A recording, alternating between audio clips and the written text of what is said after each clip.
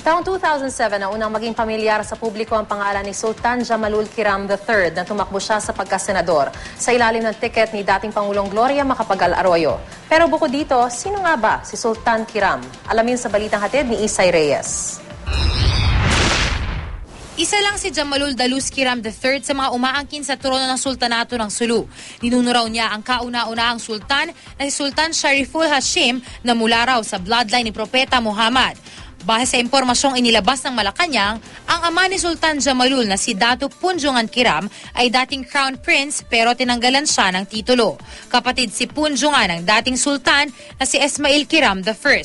Nang mamatay si Esmail, ang anak nitong si Mahakuta Kiram ang kinurunahang sultan. Pero iginigiit na rin noon ng ama ni Jamalul na siya ang dapat nasa trono. Si Mahakuta ang kahuli-hulihang sultan ng Sultanato ng Sulu na kinilala raw ng ating gobyerno. Pero sa resume ni Jamalul Kiram III na nakuha ng GMA News Research noong kumandidato siya sa pagkasenador noong 2007, sinabi niyang ipinroklama siyang ika-33 sultan ng Sulu noong 1984 at kinurunahan noong 1986. Pero ayon sa Malacanang, ang impormasyong kanilang inilabas ay hindi raw official genealogical chart o family tree.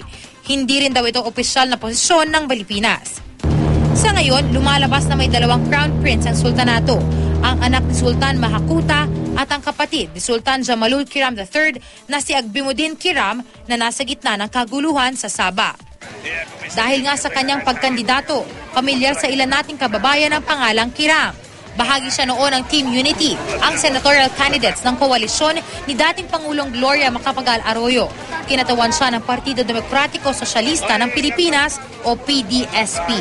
Kasama niya noon sa ticket ang mga senador na ngayong sina Edgardo Angara, Joker Arroyo, Ralph Recto at Tito Soto. Di man pinalad manalo, siya ang nanguna sa mga probinsya ng Lanao del Norte, Sulu at Tawi-Tawi. Bago kumandidato, nagsilbi na rin siya kay Arroyo bilang Presidential Advisor on Muslim Royalties Concern noong 2005. Kabilang din siya sa Joint Legislative and Executive Advisory Council on the Sabah Claim mula 2000 hanggang 2004 at Philippine Olympic Committee mula 1996 hanggang 2000. Nagkolehiyo si Jamalul Kiram III sa Notre Dame of Jolo at nagtapos ng abogasya sa Manuel L. Quezon University. Isinilang sa Maimbung Sulu noong 1938. Ang 74 na taong gulang na si Kiram ay may iniinda ngayong sakit sa bato. Sumasailalim siya sa dialysis linggo-linggo dahil dito. Lumalabas din na tila hindi maganda ang katayuang pinansyal ng kanyang pamilya, na nabanggit pa nga ni Pangulong Noynoy Aquino. Sa isang artikulo ng Agence France Press, inilarawan si Sultan Kiram na nakaupo sa isang maruming upuan na yari sa plastic. Inamin naman ng pamilya Kiram ang kanilang kalagayan. Isay Reyes, GMA News.